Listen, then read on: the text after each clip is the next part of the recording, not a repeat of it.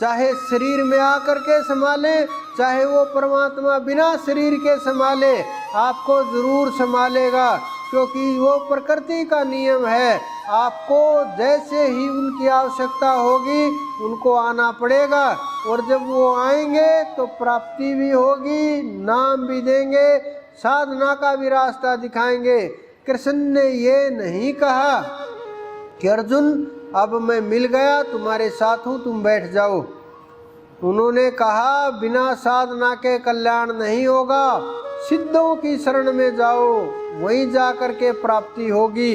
बिना सिद्धों के, बिना संतों के वो नहीं मिल सकता, क्योंकि वो रास्ता ही अलग है। जो हमने मान लिया, जो संसार ने मान लिया, जो जीवों ने मान लिया, जिस भ्रम को हम मान करके बैठ गए, जिस भ्रम के कारण हम पिछड़ रहे हैं, जिस भ्रम के कारण हम उस सच्चे बादशाह से दूर होते चले गए, अब उन चीज़ों से ऊपर उठ करके अपने अंदर में प्रेम पैदा करो, सुमरण पैदा करो, पात्रता बनाओ, ध्यान करो।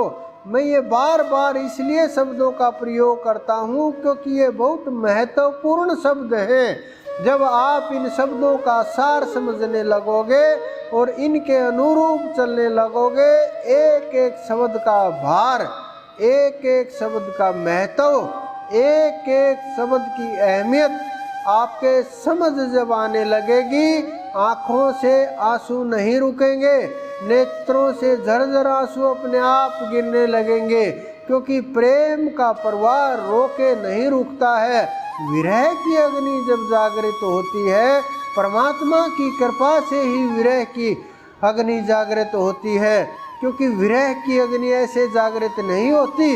विरह की अग्नि उसकी दया के बिना, उसके भेजे हुए दूत के बिना, उसके भेजे हुए संदेश के बिना, उसके रखे हुए हाथ के बिना, उसके ने जो दया दृष्टि बनाई, जो जीव के ऊपर नजरें गेरी, जो उन्होंने अपनी एनर्जी वहाँ भेजी, तो जीव को विरह लग जाती है।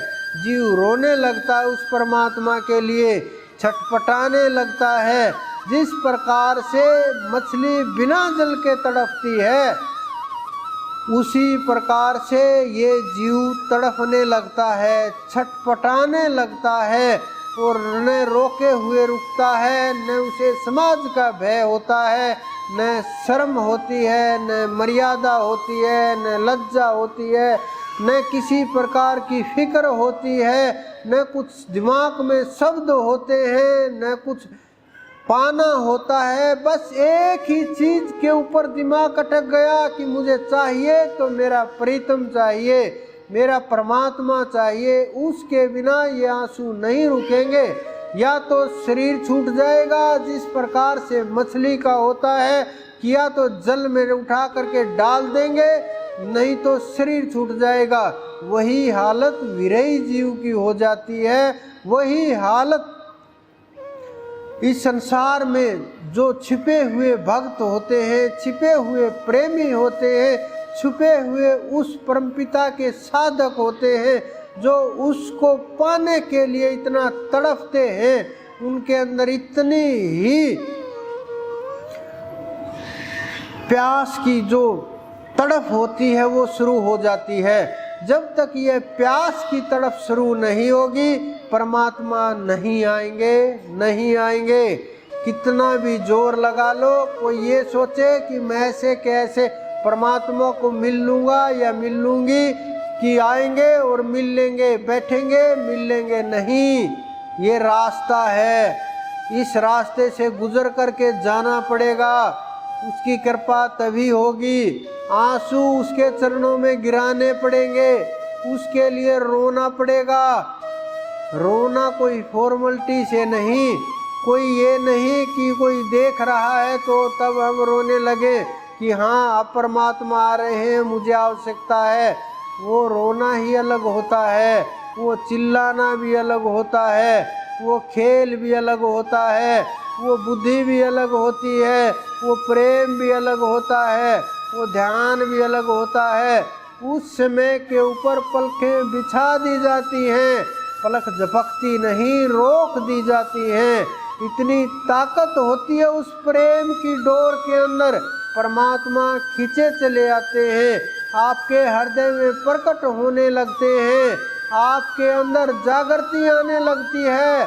परमात्मा कोई बाहर से आकर के आपको रोकेंगे नहीं कि रुक जाओ मैं आ गया या मैं प्रकट हो गया या पलने को हिला दो मैं इसमें बैठा हुआ हूँ। सब व्यर्थ की चीजें लगने लगेंगी संसार की, शरीर भी व्यर्थ लगने लगेगा, परिवार भी व्यर्थ लगने लगेगा, सांसारिक वस्तुएं नहीं सुहाएंगी। सब कुछ अच्छी से अच्छी चीज़ों से एकदम से दूर हो जाओगे, कितनी ही सुविधाएं हो सबसे दूर हो जाओगे। हमारे संत महात्माओं को देखो, राजपाट छोड़ करके, सब कुछ त्याग करके, महल स्त्रियां त्याग करके, स्वर्ण के पलंग त्याग करके, सब कुछ कहाँ तपस्या की उन्होंने, जंगलों के अंदर, कांटों के अंदर नंगे पैरों चले। कौन सा आनंद था वो। आज भी साइंटिस्ट खोज रहे हैं कैसे ये हो रहा है, उन्होंने अपने तरीके से खोज की है, हमारे संत अपने तरीके से खोज कर रहे हैं और की भी है। जो हमारे संतों ने खोज की, आज तक उनके ऊपर रिसर्च चल रहा है, कैसे एक आदमी समाधि में 100 वर्ष बैठा रहता है, कैसे बैठे बैठे 70 वर्ष निकल गए, न भोजन की आवश्यकता, न चलने की आवश्यकता, न दैनिक क्रियाओं की आवश्यकता, न सांसारिक वस्तुओं की आवश्यकता, न कुछ भी प्रकृति में जो सांसारिक चीजें हैं उनकी आवश्यकता, न आँख खोलने की आवश्यकता। और जो ही आँखें खोली उठ करके चल दिए, शरीर ने काम शुरू कर दिया। कौन सी एनर्जी वो काम कर रही है, कौन सी सेंसेशन है जिससे इतनी जागृति हुई। 70 वर्ष बैठे रहे। आप 2 दिन बैठ करके देखो एक जगह के ऊपर, उठ करके चलोगे पैर अलग से दर्द करने लगेंगे, हाथ अलग से दर्द करने लगेंगे। अरे आपकी तो ये हालत है, 1 घंटे में शरीर के अंदर दर्द इतना होने लगता है, 1 घंटा तक पूरा नहीं कर पाते। वो हमारे योगी लोग 100 वर्ष बैठे रहे।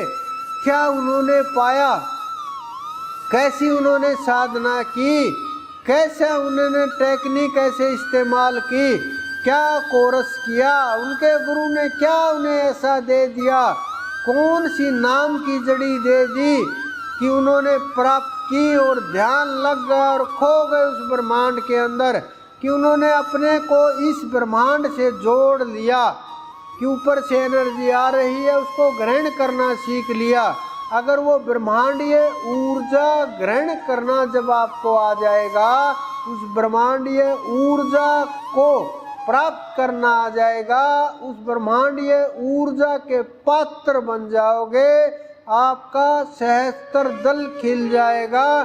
तो सांसारिक वस्तुओं की कम आवश्यकता होगी, भोजन की कम आवश्यकता होगी, विषय वासनाओं की कम आवश्यकता होगी। जब चाहोगे आप उससे जोड़ दोगे, जब चाहोगे उससे अलग होकर के संसार में आ जाओगे।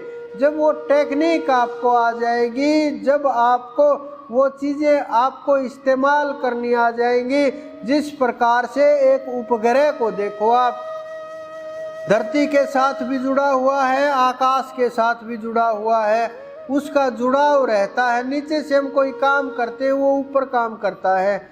ये तो सांसारिक चीज़ें हैं।